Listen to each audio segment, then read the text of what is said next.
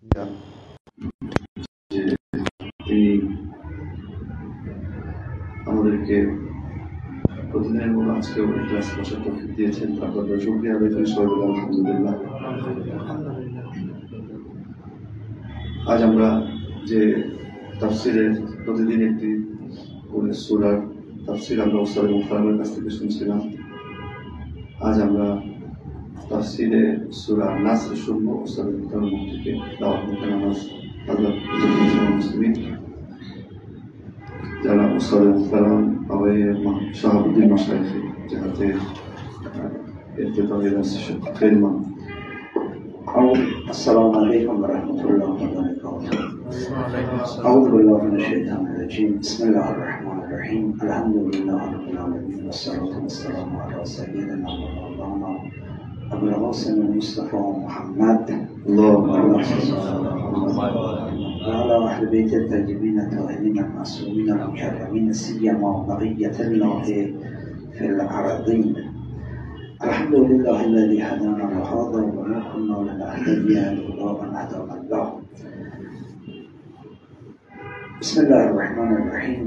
إذا جاء نصر الله والفتح ورأيت الناس يدخلون في دين الله أفواجا فسبح بحمد ربك واستغفره إنه كان توابا. خداوند تبارک و تعالی سوره‌ای رو نازل کرد به نام سوره نصر. মহান আল্লাহ রাব্বুল আলামিন উনি প্রথমে বিসমিল্লাহির রহমানির রহিম প্রথমে তিনি সূরা নাসর তেলাওয়াত করলেন এবং বললেন যে আল্লাহ রাব্বুল আলামিন পবিত্র কোরআনে সূরা নাসর নামে একটি সূরা অবতীর্ণ করেছেন। در واقع این سوره سال 6 هجری قمری نازل شد. এই সূরাটি 6 হিজরিতে অবতীর্ণ হয়েছে। هنگامی که پیامبر در واقع بعد از جریان صلح حدیبیه হুদায়বিয়া সন্ধির ঘটনার পর এই সূরা অবতীর্ণ হয়েছিল। شما میدونید که پیامبر سال 6 هجری قمری به همراه مسلمانان حرکت کردن به سوی مکه برای زیارت. তোমরা এটা শুনেছো বা জানো যে 6 হিজরিতে আল্লাহ রাসূল সাল্লাল্লাহু আলাইহি ওয়াসাল্লাম তার কিছু সাহাবী সঙ্গী সাথীদেরকে নিয়ে তিনি জিয়ারতের লক্ষ্যে মক্কার উদ্দেশ্যে রওনা হন। در منطقه به نام حدیبیه اتراق کردند এবং মক্কার পূর্বে হুদায়বিয়া নামক একটি স্থানে তিনি সেখানে অবস্থান করেন। این منطقه حدود 13 کیلومتر با مسجد الحرام فاصله داره. হুদায়বিয়া যে অঞ্চল, এই অঞ্চলটি মক্কা মসজিদুল হারাম থেকে 13 কিলোমিটার দূরত্বে অবস্থিত। حدود 17 و بعضی میگن تا 21 روز پیامبر اونجا بودن با اصحاب. দুটো বর্ণনা রয়েছে যে আল্লাহ রাসূল সেখানে কয়েকদিন অবস্থান করেছিলেন, 17 দিন এবং 21 দিন। اما مشرکان نگذاشتن پیامبر وارد مکه بشه. আল্লাহ রাসূল তিনি জিয়ারতের উদ্দেশ্যে এলো, মুশরিকরা তার পথে বাধা হয়ে দাঁড়িয়েছিল এবং তাকে জিয়ারত করতে দেয়নি। در اون زمان منجر به یک صلحی شد، اما قرار شد که دیگه پیامبر حج به جا نگذاره و برگرده و از سال بعد این کار انجام بده. এবং ওই হুদায়বিয়া ওই এলাকাতে একটা সন্ধি চুক্তি হয় যে আল্লাহ রাসূল এবছর তিনি হজ করবেন না, কিন্তু হজ করা ছাড়াই তিনি ফেরত যাবেন, কিন্তু আগামী বছর তিনি হজ করতে আসতে পারবেন। خب حالا شما می‌بینید که صلحی انجام گرفته، اما پیامبر در ظاهر در واقع حج هم انجام نداده و داره برمیگرده. এখানে একটা বিষয় যে সন্ধি হয়েছে, কিন্তু সন্ধি হওয়ার পরও আল্লাহ রাসূল হজ না করে তাকে ফিরে যেতে হচ্ছে। ظاهرش یک شکسته. এটা যদি আমরা বাহ্যিক দৃষ্টিকোণ থেকে দেখি তাহলে মনে হবে যে তিনি পরাজিত হয়েছেন। এখানে بعضی از مسلمانان ناراحت شدن. ওই সময় কিছু মুসলমানদের একটা দল কিন্তু তারা অসন্তুষ্ট হয়েছিল। عمر بن خطاب صریحا به پیامبر اعتراض کرد. দ্বিতীয় খলিফা উমর ইবনে খাত্তাব তিনি সরাসরি আল্লাহ রাসূলকে তার বিরুদ্ধে প্রতিবাদ করেছিলেন। رفت ابوبکر گفت ما به حق نیستیم. আবু বকরের কাছে যে তিনি বলেন যে আমরা কি সত্যের পথে নেই, اونا در باطل نیستن এবং মুশরিকরা কি বাতিলের প্রতিষ্ঠিত নয়, پس این صلح برای چیه؟ তাহলে আবার সন্ধি করতে হবে কেন? ابوبکر گفت هرچی پیامبر میگه گوش کن. আবু বকর কি বলেছিলেন যে রাসূল যা বলছেন সেটাই শোনো। در مسیر هم که میرفتن عمر بن خطاب همش ناراحت بود. এবং এই ফিরে যাওয়ার পথে উমর ইবনে খাত্তাব তিনি মক্কায় ফিরে যাওয়ার যে পথ ছিল সমস্ত পথ জুড়ে তিনি অসন্তুষ্ট ছিলেন। قلبش راضی از کار پیامبر نبود. এবং আল্লাহ রাসূল যে সন্ধি করেছিলেন এই সন্ধিতে তিনি সন্তুষ্ট ছিলেন না। پیامبر وقتی کار میکنه ما باید راضی باشیم. বিষয় হচ্ছে যে আল্লাহ রাসূল যখন একটি কাজ করেন তখন অবশ্যই আমাদেরকে তার প্রতি সন্তুষ্ট থাকতে হয়, خدا و پیامبر بهتر میدونن. কারণ আল্লাহ এবং তার রাসূল সবচেয়ে ভালো জানেন। صلح حدیبیه یک فتحی بود. সুলহ মূলত হুদায়বিয়ার যে সন্ধি সেটা ছিল একটা বিজয়। صلح حدیبیه یک فلسفه عجیبی داره. یک ساعت من برای شما باید صحبت کنم وجود صلح حدیبیه تا بفهمید این صلح حدیبیه اصلا چی بود. হুদায়বিয়ার যে সন্ধি কি কারণে করা হয়েছে এই সম্পর্কে যদি বলতে চাই আমি হয়তো 1 ঘন্টার বেশি তোমাদের সামনে কথা বলে তারপর হয়তো বিষয়টা ক্লিয়ার হবে যে আসলে হুদায়বিয়ার সন্ধিটা কি কারণে ঘটেছিল। ظاهرش عقب نشینی بود، صلح بود، اما باطنش یک فتح عظیم بود. এটা বাহ্যিক দৃষ্টিকোণ থেকে দেখলে মনে হতো যে আল্লাহ রাসূল পিছিয়ে এসেছিলেন এবং একটা পরাজয় সেখানে ঘটেছিল, কিন্তু এর ভেতরে যদি আমরা দৃষ্টি দেই তাহলে বলবো না বড় একটা বিজয় আল্লাহ রাসূল সেখানে অর্জন করেছিলেন। شاهدش این است که 2 سال بعد از صلح حدیبیه پیامبر مکه رو فتح کرد. এবং আমরা এই যে কথাটা বললাম এর প্রমাণ কি 2 বছর এই সন্ধির 2 বছর পর আল্লাহ রাসূল মক্কা বিজয় করেছিলেন। خداوند تعالی و تعالی از این فتح در سوره فتح ذکری به میان میاره. এবং এই যে মক্কা বিজয় সম্পর্কে সূরা নাসর যে সূরার আলোচনা আমরা سوره فتح না سوره নাসর, সূরা ফাতহের মধ্যে এই আলোচনাটা এসেছে। انا فتحنا لك فتحا مبینا لیغفر لك ما تقدم من ذنبك وما تأخر و ینصرک الله نصرا عزیزا. ای پیامبر ما فتح عظیمی را، فتح مبینی را، فتح آشکاری را برای تو به ارمغان آوردیم. সূরা ফাতহের তিনি প্রথম 3টা আয়াত তেলাওয়াত করলেন এবং বললেন যে প্রথম আয়াতে বলা হচ্ছে হে নবী তোমাকে আমি বড় একটি বিজয়, প্রকাশ্য একটি বিজয় তোমাকে আমি দান করেছি। لیغفر لك ما تقدم من ذنبك گناهان تو رو ببخشه، گناهان قبلی و بعدی تو رو. যাতে তোমার যে সকল গুনাহ রয়েছে যেগুলো আগে ঘটে গিয়েছে বা সামনে রয়েছে সেগুলোকে ক্ষমা করা যায়। پیامبر که معصوم گناه نداره. এখানে প্রশ্ন জাগতে পারে আল্লাহ রাসূল তো গুনাহ করেন না, خدا چی میگه؟ তাহলে আল্লাহ কেন এমন কথা বলছেন؟ خدا میگه ذنب یعنی در واقع سوء برداشت هایی که تو از تو در جامعه وجود داره. এখানে জাম বা গুনাহ অর্থ যে সকল ভুল ধারণা মনে জন্ম নিতে পারে সামাজিক বিষয়সমূহ সম্পর্কে, সেই বিষয় সম্পর্কে এখানে বলা হচ্ছে।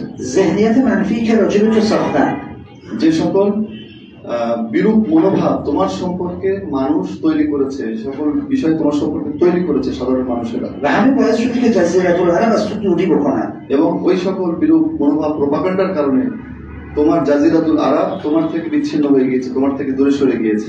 پیامبر با صلح حدیبیه تمام ذهنیت‌های منفی و شایعات رو سراب کرد و نقش بر آب کرد. এই হুদায়বিয়া সন্ধির মাধ্যমে যা কিছু মানুষের মনে যে সব সৃষ্টি করা হয়েছিল সেগুলো সবকিছুকে তিনি বিলীন করে দিয়েছিলেন। ذهنیت مردم جزیره العرب با صلح حدیبیه به پیامبر تغییر پیدا کرد. এবং এই সন্ধি করার পর জাজিরাতুল আরব উপদ্বীপের জনগণের রাসূল সম্পর্কে যে চিন্তা ছিল সেই চিন্তায় আমূল একটা পরিবর্তন নিয়ে আসে। بی‌طرف‌نظر صلح حدیبیه همین هست. مهمترین امر در صلح حدیبیه همین هست. এবং সবচেয়ে গুরুত্বপূর্ণ বিষয় হুদায়বিয়ার সন্ধির ঘটনা সেটা হচ্ছে এটাই। پیامبر تونست قلوب انسان‌ها رو با صلح حدیبیه تغییر بده، یعنی فتح انجام شد. আল্লাহ রাসূল সাল্লাল্লাহু আলাইহি ওয়াসাল্লাম এই হুদায়বিয়ার সন্ধির মাধ্যমে জনসাধারণের মনকে পরিবর্তন করতে পেরেছিলেন। 2 سال بعد چه اتفاقی افتاد؟ এবং এই সন্ধির 2 বছর পর কি ঘটেছিল? بدون جنگ پیامبر توانست مکه رو فتح بکنه. 2 বছর পর যা ঘটেছিল তা হলো আল্লাহ রাসূল যুদ্ধ ছাড়াই মক্কাকে বিজয় করেছিলেন। ببینید قضایا چجوری پیش میره، من چه میفهمم؟ তাহলে বোঝা গেল ঘটনা কেমন ঘটলো, আমরা কি বুঝি, اصحاب چه میفهمن؟ বা আসহাব কতটুকু বুঝতে পারে। من عمر ابوبکر علی هیچ کی نمیفهمه، پیامبر خدا فقط میفهمن. ওমর আবু বকর আলী এরা রাসূলের সামনে কিছুই বোঝে না, যে বোঝেন সবচেয়ে ভালো যিনি বোঝেন তিনি হচ্ছেন আল্লাহর রাসূল। همه باید بگیم سمع و طاعت. সবাই বলতে হবে যে আপনি যা বলবেন সেটাই মাত্র মেনে নিচ্ছি। چنانکه بقیه اصحاب اینطور بودن. যেভাবে অন্যান্য সাহাবীরা তেমনই ছিলেন, তারা আল্লাহ রাসূলের কথাকে মাথা পেতেই নিতেন। خب سوره نصر در این زمان نازل شد. তাহলে সূরা নাসর এই সময়ে এই পরিপ্রেক্ষিতে অবতীর্ণ হয়েছিল। سوره نصر در زمانی نازل شد که پیامبر هنوز فتح مکه رو انجام نداده. সূরা নাসর যখন অবতীর্ণ হয়েছিল, এই অবতীর্ণ হওয়ার সময় এখনো কিন্তু মক্কা বিজয় হয়নি। خدا میگه اگر فتح نصر خدا و فتح خدا بیاد تو میبینی که مردم فوج فوج به دین خدا میآید. এখানে এই সূরায় বলা হচ্ছে যে যখন আল্লাহর সাহায্য এবং আল্লাহ কর্তৃক প্রদত্ত বিজয় যখন তোমার কাছে এসে পৌঁছবে, তখন মানুষ দলে দলে তোমার দিনের প্রতি তারা আকৃষ্ট হবে, তোমার দিনে তারা ভিড়বে। نصر یعنی پیروزی، নাসর অর্থ হচ্ছে বিজয়, فتح یعنی غلبه، گشودن. ফাত অর্থ হচ্ছে উন্মুক্ত করা, খোলা। هر پیروزی منجر به گشودن و غلبه نمیشه. প্রত্যেক বিজয় কিছু না কিছু বিষয়কে উন্মুক্ত করে দেয়, খুলে দেয়। جنگ بعد مسلمان ها پیروز شدن، বদরের যুদ্ধে মুসলমানরা বিজয়ী হলো, اما غلبه انجام نگرفت، কিন্তু কারোর উপর কোনো কর্তৃত্ব মুসলমানদের প্রতিষ্ঠিত হয়নি, فتحی هم انجام এবং نگرفت. এই ক্ষেত্রে কোনো কিছু উন্মুক্ত হয়নি এবং ফাতহ অর্জিত হয়নি। اما در سال 8 هجری قمری نصر خدا آمد، یعنی غلبه و فتح خدا هم بعدش آمد. এবং এই মক্কা বিজয়ের বছরে যখন আল্লাহর সাহায্য এসে পৌঁছালো, তখন ফাতহ উন্মুক্ত হলো এবং মুসলমানদের কর্তৃত্ব বিষয়টিও স্পষ্ট হলো। هر پیروزی مسلمان در واقع لزوما منجر به گشودن و فتح نمیشه. প্রত্যেক বিজয় কিন্তু কোনো বিষয়কে উন্মুক্ত করে না। خب خدا میگه که وقتی نصر خدا بیاد و پشت سر این نصر خدا فتح بیاد، این آثار رو داره. কিন্তু এখানে আল্লাহ রাব্বুল আলামিন বলছেন যে যদি আমার সাহায্য পৌঁছায় এবং সেটার মাধ্যমে ফাতহ অর্জিত হয়, তাহলে এই প্রভাবটা সেখানে থাকবে। اثرش چیه؟ এই প্রভাবটা কি? مردم فوج فوج به دین خدا میان. প্রভাবটা কি? মানুষ দলে দলে আল্লাহর দ্বীনের প্রতি তারা আকৃষ্ট হবে। چی شد که مردم فوج فوج به دین خدا কি میان؟ কারণে তারা দলে দলে আল্লাহর দ্বীনের প্রতি আকৃষ্ট হবে? কি এমন কারণ ঘটেছে? فتح صورت گرفت. কারণ এখানে ফাতহের ঘটনা ঘটেছে। اما نه هر فتحی ها، কোন সাধারণ কোনো ফাতহ নয়। فتح مستند به نصر الله یعنی کمک خدا، نه هر فتحی به نام دین و غیر دین. কোন ফাতহ? যে ফাতহের পেছনে রয়েছে আল্লাহর সাহায্য, যে কোনো ফাতহ না, যে কোনো বিজয় না। عزیزان، فتح مستند به نصر خدا فرق میکنه با فتحی که من مردم رو جمع میکنم و مستند هست به نصر مردم. আল্লাহ রাব্বুল আলামিনের সাহায্যের সাথে সম্পৃক্ত যে ফাতহ, যে বিজয়, এই বিজয় আর আমরা কিছু মানুষ জড়ো হয়ে কোনো কিছু বিজয় করবো, এই দুটো বিজয় করতে অনেক পার্থক্য আছে। خدا نصرش از رهگذر جنگ نیست. আল্লাহ রাব্বুল আলামিনের যে নাসর, সাহায্য সবসময় যুদ্ধের সাথে যে সম্পৃক্ত হবে এমন না। فتح خدا از رهگذر جنگ نیست. এবং আল্লাহ যখন বিজয় কাউকে দান করবেন, এর অর্থ এই নয় যে যুদ্ধের মাধ্যমেই অর্জিত হবে। من اینو دقت بکنید، یک نکته استثنایی است که دارم بهتون میگم. এটা কিন্তু খুব ইম্পর্টেন্ট একটা বিষয় এবং এটা ব্যতিক্রম একটা বিষয় যেটা আমি তোমাদের উদ্দেশ্যে তুলে ধরছি। فتح خدا مستند به نصر، আল্লাহ نصری نیست که از طریق جنگ و خونریزی باشه. আল্লাহ রাব্বুল আলামিনের যে ফাতহের কথা বলা হচ্ছে সেটা আল্লাহর সাহায্যের সাথে সম্পৃক্ত। خدا هیچ کشوری رو نمیگشاید از طریق پیروزی که بر تکیه بر شمشیر و اسلحه داشته باشه. আল্লাহ রাব্বুল আলামিন এখানে বলা হচ্ছে ফাতহ দান করবেন বা আসবেন আল্লাহ রাব্বুল আলামিনের পক্ষ থেকে যখন তলোয়ারের জোরে কোনো দেশকে, কোনো ভূখণ্ডকে বিজয় করা হবে। نه اینکه در واقع خداوند نمیگوید ما جهاد بکنیم. এখানে এমন যেন মনে না হয় যে আল্লাহ বলছেন তোমরা জিহাদ করো না, বিষয়টা কিন্তু এমন না। نه، ما باید جهاد بکنیم، না, আমাদের জিহাদ করতে হবে باید جنگ بکنیم. এবং যদি প্রয়োজন হয় যুদ্ধ করতে হবে। اما فتح خدا از طریق این نوع جهاد انجام نگرفت در مکه. কিন্তু মক্কা বিজয়ের ক্ষেত্রে এই ধরনের যুদ্ধ যা আমরা বুঝি যে যুদ্ধ, এই যুদ্ধের মাধ্যমে কিন্তু মক্কা বিজয় আমাদের অর্জিত হয়নি। فتح خدا از چه طریقه انجام میگیره؟ তাহলে আল্লাহ রাব্বুল আলামিনের যে ফাতহের কথা বলা হচ্ছে, এটা কোন মাধ্যমে অর্জিত হয়েছে? নাসরুল্লাহ। সেটা হচ্ছে নাসরুল্লাহ, আল্লাহর সাহায্য। নাসরুল্লাহ یعنی چی؟ নাসরুল্লাহ অর্থ কি? আল্লাহর সাহায্য অর্থ কি? یعنی پیروزی خدا. এর অর্থ হচ্ছে আল্লাহ যে বিজয় দান করবেন। خدا پیروزیش از طریق اسلحه نیست. আল্লাহ রাব্বুল আলামিন যে বিজয় দান করেন এটা অস্ত্রের মাধ্যমে হবে না। پیروزی ما از طریق اسلحه است. বরং আমরা যে সকল বিজয় অর্জন করি এগুলো তলোয়ারের মাধ্যমে অর্জিত হয়। پیروزی خدا از طریق شیبر است. তাহলে আল্লাহ রাব্বুল আলামিন যে বিজয় দান করেন এটা কিসের মাধ্যমে হয়ে থাকে? تسخير القلوب. সেটা হচ্ছে কি মানুষের অন্তরে প্রভাব বিস্তারের মাধ্যমে। خدا اگر چنانچه میخواد فتحی رو بیاره نصری رو میاره که مستند به چی باشه؟ تسخیر قلوب و انقیاد و اطاعت و مطابقت انسانها باشه. এখানে আল্লাহ রাব্বুল আলামিন যখন কোনো বিজয় দান করতে চান এটা কিসের মাধ্যমে আসে? মানুষের অন্তরকে জয় করার মাধ্যমে। যে অন্তরগুলো আল্লাহ রাব্বুল আলামিনের আনুগত্যে তারা মাথা নত করে নেয়। عزیزان یه مطلب خاصی رو بهتون بگم. এটা একটু লক্ষ্য করো, একটা বিশেষ গুরুত্বপূর্ণ বিষয় তোমাদের উদ্দেশ্যে। در اسلام کشورگشایی اصلا وجود نداره. ইসলাম ধর্মে এই যে বিভিন্ন ভূখণ্ড বিজয় করার যে ঘটনা, এই ধরনের কোনো বিষয় ইসলাম ধর্মে ইসলাম নেই। گسترش اسلام هرگز نباید با کشورگشایی انجام بده. এবং ইসলাম ধর্মের সম্প্রসার এটা যেন দেশ ভূখণ্ড বাড়ানোর সাথে সম্পৃক্ত না হয়। چون کشورگشایی یک زور و قهر هستش. কারণ যখন আমার ভূখণ্ডের পরিধি বাড়াইতে চাইবো তখন অবশ্যই সেখানে এক ধরনের জোর এবং বল প্রয়োগ করতে হয়। اگر این قهر از بین بره مردم باز برمیگردن. এবং ফলশ্রুতি কি হয়, যখন এই জোরটা শেষ হয়ে যায় তখন মানুষ যে স্থানে ছিল সেই স্থানে আবার ফিরে যাবে। و وانگهی اگر این قهر همچنان ادامه داشته باشه شما نمیتوانید دیگران رو که قهرتون بهشون نمیرسه مسلمان بکنید. এবং আরো একটা দিক আছে যেটা যে যদি এই জোর প্রয়োগ এই বল প্রয়োগটা অব্যাহত থাকে তাহলে যারা এখনো তোমার দিকে আকৃষ্ট হয়নি তারা কখনো তোমার দিকে আকৃষ্ট হবে না। خب پیامبر مکه رو گرفت، چرا جزیره العرب مسلمان شدن؟ আল্লাহ রাসূল সাল্লাল্লাহু আলাইহি ওয়াসাল্লাম মক্কা বিজয় করলেন কিন্তু সমস্ত জাজিরাতুল আরব কেন মুসলমান হয়ে গেল? جزیره العرب که پیامبر نره فتح بکنه. আল্লাহ রাসূল তো জাননি সমস্ত জাজিরাতুল আরবকে বিজয় করতে তিনি তো বের হননি। جزیره العرب خیلی بزرگتر از مکه، مکه خیلی کوچکتر از جزیره العربه. জাজিরাতুল আরব আরব উপদ্বীপের তুলনায় মক্কা খুব ছোট একটা শহর।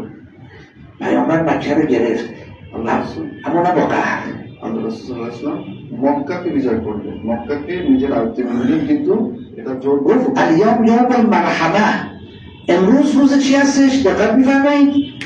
امروز روز چی هستش؟ روز مرحمت هست. আজ হচ্ছে দয়া দেখানো, দয়া প্রদর্শনের দিন। بعد مکه که گرفته شد همه جزیره العرب اومدن مسلمان شدن. এবং এই মক্কা বিজয়ের সাথে সাথে সমস্ত জাজিরাতুল আরব তারা মুসলমান হয়ে গেল। این یک الگوی فتح هست برای ما که پیامبر در اختیار ما قرار داد. এবং এটা হচ্ছে বিজয়ের একটা আদর্শ মডেল যেটা আল্লাহ রাসূল আমাদের সামনে রেখে গিয়েছেন। پیامبر میخواهد بگوید که و خداوند تبارک و تعالی اگر فتح شما مستند به نصر من باشد، قلوب رو وقتی فتح کردید این خود به خود صدور پیدا میکند و خود به خود جاهای دیگر هم مسلمان میشود. আল্লাহ রাব্বুল আলামিন এই সূরায় বলছেন যে যদি তোমাদের বিজয় আমার সাহায্য এবং নাসরের সাথে সম্পৃক্ত হয়ে থাকে এবং এর মাধ্যমে ঘটে থাকে তাহলে মানুষের অন্তর সেখানে পরিবর্তন আসবে এবং মানুষ আরো দূরবর্তী অঞ্চলের মানুষের হৃদয় তোমার দিকে আকৃষ্ট হবে। چرا اسلام گسترش پیدا نکرد؟ এখন প্রশ্ন হচ্ছে তাহলে ইসলাম ধর্ম কেন বিস্তৃতি লাভ করে এর চেয়ে বেশি হয়? چرا خاور دور چین، روسیه، ژاپن، خاور دور مسلمان نشدن؟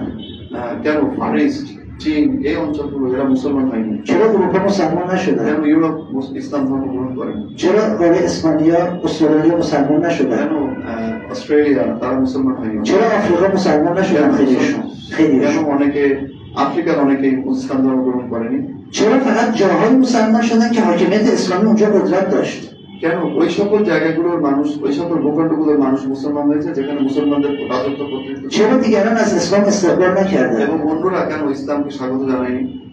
به خاطر اینکه ما با قدرت اومدیم اسلام رو در کشورها پیاده کردیم، اسلام از اونجا صدور پیدا نکرد. কারণ কি? কারণ আমরা চেষ্টা করেছি বিভিন্ন ভূখণ্ডে ঢুকে জোরপূর্বক বল প্রয়োগের মাধ্যমে ইসলামকে প্রতিষ্ঠিত করার চেষ্টা این করেছি। بزرگترین خطای استراتژیک ما بود. যার কারণে আর ওখান থেকে আর বের হয়নি। এটা ছিল স্ট্র্যাটেজিক্যালি খুব বড় একটা ভুল আমাদের মুসলমান। لذا حضرت علی علیه السلام میدانید در جنگ عمر بر ضد ایران شرکت نکردن. এই জন্য যখন হযরত ওমর ইরানের বিরুদ্ধে অভিযান চালিয়েছিলেন তখন কিন্তু হযরত আলী সেই যুদ্ধে অংশগ্রহণ করেননি। ایران مسلمان شد اما به زور. ইরান তৎকালীন ইরান কিন্তু মুসলমান হয়েছিল, কিন্তু কিসের জোরে? বলের উপর ভিত্তি করে জোরপূর্বক মুসলমান করা হয়েছে। اما از مرزهای ایران که خارج میشدید دیگه اسلامی در کار نبود. কিন্তু ওই ইরানি ভূখণ্ড যেহেতু জোরে কারণে তারা মুসলমান হয়েছিল। ইরান ভূখণ্ড থেকে বের হওয়ার পর কিন্তু তার আশেপাশে কিন্তু মুসলমান দেখা যায়। در حالی که پیامبر وقتی از مرزهای مکه خارج می شدید می دیدید اسلام اونجا هم هست، در حالی که جنگی نبود اصلا. কিন্তু আল্লাহ রাসূল মক্কা বিজয় করেছিলেন এবং মক্কার যে বর্ডার, সেই বর্ডার পার হয়ে আমরা দেখতে পাই অনেক দূর দূরান্ত পর্যন্ত তারা ইসলাম ধর্ম গ্রহণ করেছে। البته فهم این نکات برای خیلی سخته. এই আমি যে বিষয়গুলো বলছি এটা বোঝাটা কিন্তু অনেকের জন্য কষ্টকর। اصلا نمیتونن اینا رو درک بکنن. অনেক হয়তো বুঝতেও সক্ষম না اینکه چرا علی علیه السلام در جنگ ایران شرکت نکرد. যে এই বিষয়টা বোঝা অনেক কষ্টকর অনেকের জন্য যে হযরত আলী কেন ইরানের সাথে যুদ্ধে তিনি অংশগ্রহণ করেননি। چون اعتقاد نداشت به این صورت گسترش اسلام رو. কারণ তিনি এই বিষয়ে বিশ্বাস রাখতেন না যে এইভাবে ইসলাম ধর্মকে প্রসার ঘটাতে হবে। این رو فتح الهی نمیدانست. এবং তিনি এই ধরনের বিজয়কে তিনি ঐশী বিজয় হিসেবে জানতেন না। مانند دیگر انسان ها ما میرویم به جایی میگیریم به زور و قهر. সাধারণ মানুষ আগেকার রাজা বাদশাহরা যেমন করতো, অনেক সৈন্য সামন্ত নিয়ে একটা দেশের উপর হামলা করতো, সেটা দখল করে নিত। কিছু একটা ছিল। اما دیگر رأیت الناس يدخلون في دین الله افواجا وجود نداره. فوج دیگه وارد دین خدا نمیشن. এবং সাধারণ মানুষের মতো যে বিজয়গুলো অর্জিত হয়েছে, সেই বিজয় যখন অর্জিত হবে তখন যে দলে দলে মুসলমানদের দলভুক্ত হওয়ার যে বিষয়টা এই সূরায় উল্লেখ হচ্ছে, এটা তখন সামনে আসবে না। چنانچه اکثر جهان الان مسلمان نیستن. যেভাবে আমরা এখন দেখতে পাই যে বিশ্বের বেশিরভাগ মানুষই কিন্তু মুসলমান না। وگرنه اسلام دینی است که اگر مردم بفهمن سریعا میقاپن. নাহলে ইসলাম এমন একটা ধর্ম যে মানুষ যদি এই ধর্ম সম্পর্কে সঠিকভাবে বুঝতে পারে তাহলে দ্রুততার সাথে এই ধর্মকে তারা গ্রহণ করে নেবে। মানুষরা এই ধরনের সন্ত্রাসী সংগঠনের মাধ্যমে কি আমরা ইসলামকে সম্প্রসারিত করতে চাচ্ছি। این اسلامی است که در واقع دشمنان ما دنبالش هستن. এই যে ইসলামকে এখন তুলে ধরা হচ্ছে, এই যে সহিংসতাপূর্ণ ইসলামকে, এই ইসলামকে শত্রুরা ببینید قضیه تاریخی چقدر مهمه. তার মজাদার ঐতিহাসিক যে বিষয়গুলো সেগুলো কতটা গুরুত্বপূর্ণ। فوج یعنی چی؟ দলে দলে অন্তর্ভুক্ত হওয়ার অর্থ কি? فوج میدونید یعنی چی از نظر عربی در لغت عرب؟ فوج শব্দের অর্থ আরবিতে কি তোমরা কি জানো؟ یعنی گروهی که میاد وقت نداره زود میره. ফৌজ অর্থ হচ্ছে একটা দল আসে, তাদের হাতে স্টে করার, অবস্থান করার সময় নেই, দ্রুত আসে দ্রুত চলে যায়। یعنی گروه ها انقدر زیادن که وقت نداره این گروه وایسه، بس سریع میره گروه بعدی بیاد. যে এই দলগুলোর সংখ্যা এতটাই বেশি যে এসে একজন দাঁড়াবে এমন না, আসে এসে দ্রুত সরে যায় এবং আরেকটা দল নতুন দল তার জায়গা দখল করে। یعنی انقدر اقبال به در واقع اسلام زیاد بود. دقت می‌فرمایید؟ এর অর্থ কি বোঝানো হচ্ছে যে ইসলাম ধর্মকে তারা এত পরিমাণে স্বাগত জানিয়েছিল, এত পরিমাণে ইসলাম ধর্মে তারা অধিষ্ঠিত হচ্ছে। سال 9 هجری به نام چی نامگذاری شد؟ 9 هجری. 9 হিজরি কোন নামে নামকরণ করা হয়েছিল؟ عام الوفود. عام الوفود یعنی چی؟ یعنی سال قبیله ها، سال گروه ها که فوج می آمدن مسلمان می شدن. আমুল মুফুদ বলা হয়েছে, মানে যে বছরে দলে দলে বিভিন্ন গোত্র বিভিন্ন সময় এসে মুসলমান হয়েছে, দলে দলে এসে। ببینید قضیه از چه قراره؟ তাহলে বোঝা گل ঘটনাটা কি؟ پیامبر اصلا تو مدینه بود، مسلمان مردم میامدن مسلمان میشدن، گروه ها میامدن مسلمان شد. اصلا پیامبر مکه رو ول کرد. আল্লাহ রাসূল মক্কা ছেড়ে চলে গিয়েছেন, মদিনায় ছিলেন তিনি, কিন্তু মানুষ ওই মদিনায় যে আল্লাহ রাসূলের কাছে যে তারা ইসলাম গ্রহণ করা শুরু করলো। این میشه فتح الهی. এই হচ্ছে ইলাহি ফাত, ঐশী বিজয়। حالا این فتح شما نگاه بکنید یعنی چی؟ یعنی پیامبر قلوب انسان ها رو تحت تاثیر قرار داد. যে বিজয়ের মূল যে বিষয় সেটা হচ্ছে যে এই বিজয়ের মাধ্যমে আল্লাহ রাসূল মানুষ, তৎকালীন মানুষদের যে অন্তর, সে অন্তরকে তিনি নিজের দিকে আকৃষ্ট করেন। شما در فتح کشورگشایی های انسان ها در طول تاریخ انسان ها میرن در واقع حاکم میشن بر جان و مال و ناموس دیگران. এই যে আমরা দেখি যে দেশ পালানোর যে টেন্ডেন্সি আগে থেকে ছিল, এসব ক্ষেত্রে কি হতো, তারা হামলা করতো এবং মানুষের উপর তারা তাদের উপর তাদের মানুষ, তাদের স্ত্রী কন্যাদের উপর, তাদের সম্পদের উপর কর্তৃত্ব প্রতিষ্ঠা করতো। برای که دشمن رو کشور رو بکشن دشمن رو از بین میبرن. এবং ওই ধারাতে তারা কি করতো, শত্রুকে ধ্বংস করে ফেলতো, শত্রুকে হত্যা করতো। اما در فتح الهی چه اتفاقی میفته؟ কিন্তু ইলাহি ফাত যখন ঐশী বিজয় আসে তখন সেখানে কি ঘটনা ঘটে? حاکمیت بر جان و مال و ناموس انسان ها انجام میگیره. সেখানে কি তারা মানুষের জীবন, মানুষের স্ত্রী কন্যা, মানুষের সম্পদের উপর آدم ها رو از تو خونهشون در میارن، زن و بچه رو سر میبرن و میکشن. মানুষকে তার ঘর থেকে টেনে বের করে, তার বাচ্চাদেরকে তার ঘর থেকে টেনে বের করে তার গলা কাটে। لازقیه ببینید چه اتفاقی এখন এই লাদিকিয়াতে সিরিয়া। সিরিয়াতে যে ঘটনা ঘটছে এখন আমাদের সামনে স্পষ্ট। این فتح شیطانیه، এটা ইরান বৈশ্বিক হাত না, এটা শয়তানি হাত, শয়তানি বিজয়। این فتح روحی و الهی به ملائکه فرشته ها نیست. এবং এটা বৈশ্বিক ফেরেশতাদের বিজয় না। 45,000 انسان رو میکشن با بمب‌های سنگر شکن. এন্টি ব্যাংকার বোমার মাধ্যমে 45,000 লোককে হত্যা করা হয়েছে। این فتح الهیه، এটা কি আল্লাহর পক্ষ থেকে দেওয়া কোনো বিজয়? این فتح شیطانیه. বলো না, এটা শয়তানি বিজয়। میگویند باید سرزمینتون ترک بکنید. ওরা বলে যে তোমরা তোমাদের যে ভূখণ্ড, তোমাদের বসতভিটাকে ছেড়ে চলে যেতে হবে। کدوم یک از این کارا رو پیامبر کرد؟ আল্লাহ রাসূল এই যে কাজগুলো এখন ঘটছে ইসলামের নামে, কোন কাজটা আল্লাহ রাসূল করেছেন? پیامبر وقتی یه قبیله یا فتح میکرد و مسلمان میشدن، رئیس اون قبیله رو بس رو میکرد فرماندار و رئیس اون قبیله. যখন কোন গোত্র ইসলাম ধর্ম গ্রহণ করতো আল্লাহ রাসূল কি করতেন? তখন ওই গোত্রের যে প্রধান ছিল সেই প্রধানকে মুসলমান হিসেবে তার নিজের প্রতিনিধি হিসেবে ওই গোত্রের মাঝে তিনি মনোনীত করতেন। پس فتح قلوب انجام گرفت. আর এর অর্থ কি? অর্থ হচ্ছে যে মানুষের অন্তরকে বিজয় করা। فتح قلوب یعنی چی؟ মানুষের অন্তরকে বিজয় করার অর্থ কি? یعنی که اون فردی که دشمن بود با خودت همراه کردی و دوست کردی. এর অর্থ হচ্ছে যে তোমার শত্রু ছিল এক সময়, তার সাথে তুমি এমন আচরণ করেছো তার মনকে তুমি জিতে নিতে পেরেছো এবং সেই শত্রু থেকে তোমার মিত্রে পরিণত হয়েছে। از دشمن دوست ساختی. এবং তুমি শত্রুকে মিত্রে পরিণত করেছো। از معاند همراه ساختی. এবং তোমার শত্রুকে তুমি সাথী বানিয়েছো।